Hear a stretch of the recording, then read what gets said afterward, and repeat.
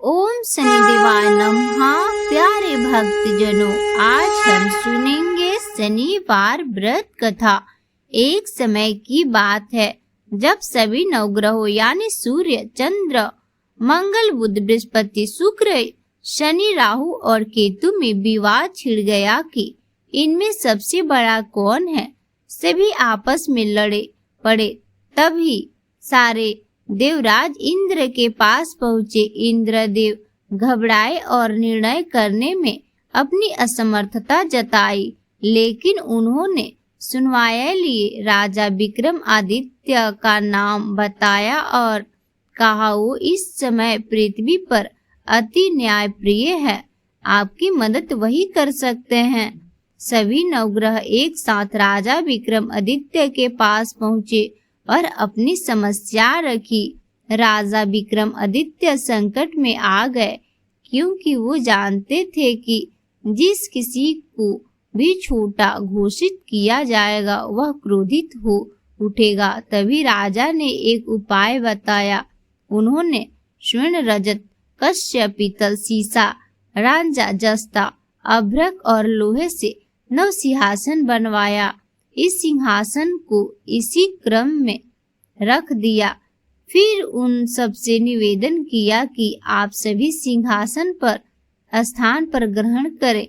उसमें इनमें से जो अंतिम सिंहासन पर बैठेगा वही सबसे छोटा माना जाएगा।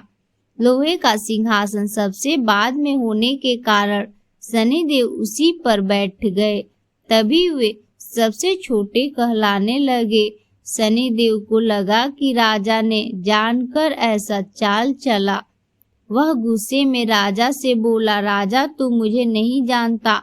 सूर्य 1 राशि में 1 महीना, चंद्रमा 2.25 महीना, 2 दिन, मंगल 1.5 महीना, बृहस्पति 13 महीने, वो बुध और शुक्र 1-1 महीने विचरण करते हैं, लेकिन मैं 2.5 साल तक एक ही राशि में रहता हूँ।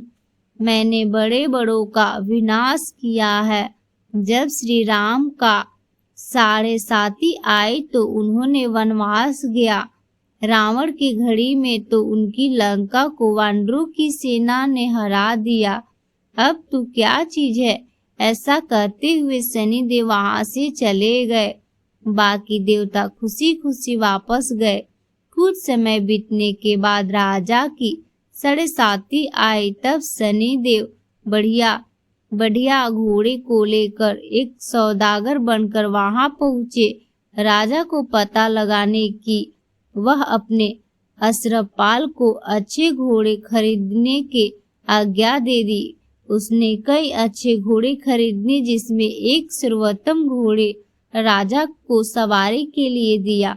राजा के सवार होते ही वह घोड़े सरपट वन की ओर भागने लगा। भीषण वन में पहुंचा, वह गायब हो गया।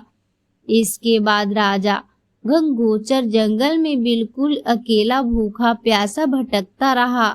तब एक कवगले ने उसे पानी पिलाया। राजा प्रसन्न हुए और उसे पानी अंगूठी दे दी। इसके बाद राजा नगर की ओर चल पड़ा। वहां उसने अपना नाम उज्जैन निवासी बीका बताया। उस नगर में एक सेठ की दुकान पर उसने कुछ देर आराम किया। भाग्यवश उस दिन सेठ की खूब बिक्री हुई, तो सेठ खुश होकर अपने साथ घर ले गया और राजा को खाना खिलाया। वहां उसने एक खूंटी पर एक हार टंगा रख देखा, जिस खूंटी निगल रही थी। घोड़े देर में पूरा हार गायब था। सेठ को लगा कि बीका ने ही उसे चुराया है। उसने बीका को कुकलवाल के पास पकड़वा दिया।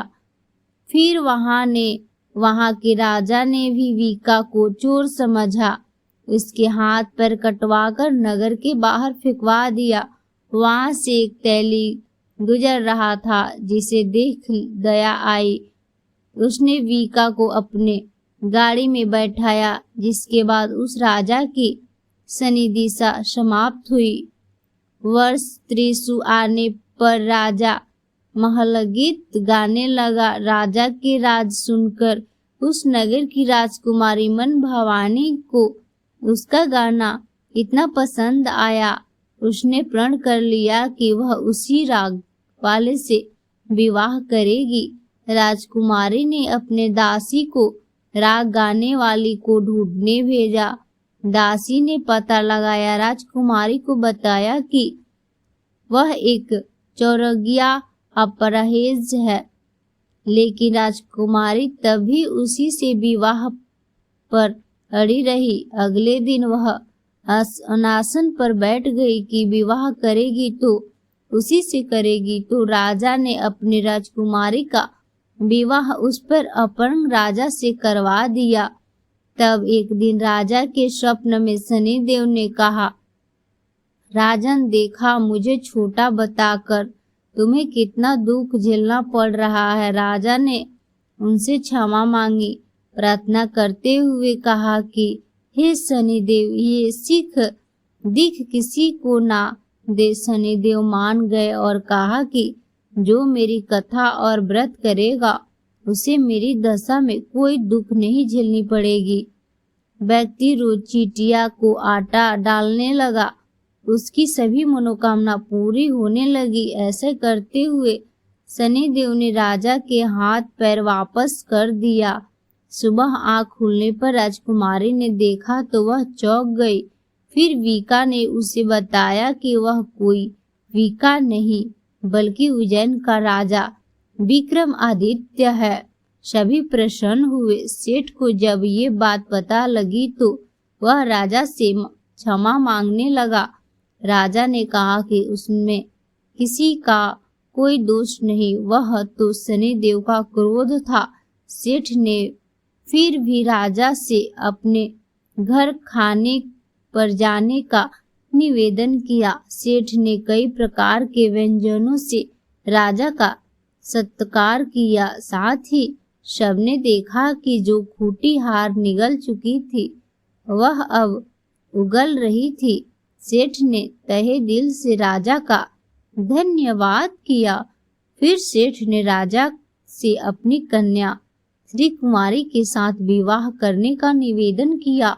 राजा ने इसे स्वीकार कर अपनी दोनों रानियों मन भवानी और श्री कुमारी को लेकर उज्जैन नगरी चले गए। वहां राजा का खूब आदर संस्कार किया गया। सारे नगर में दीपमाला बन गई। राजा ने पूरे नगर में घोषणा किया कि मैंने शनि देव का सबसे छोटा बताया था, जबकि वो सर्वपरे है। सारे इच्छे पूरे कर्म के कारण शनि देव ही। तब से सारे राज्य में शनि देव की पूजा और कथा नियमित रूप से होने लगी। माना जाता है कि जो भी शनि देव का व्रत रखता है और व्रत कथा सुनता है या पढ़ता है, उसे सारे दुख दूर हो जाते हैं।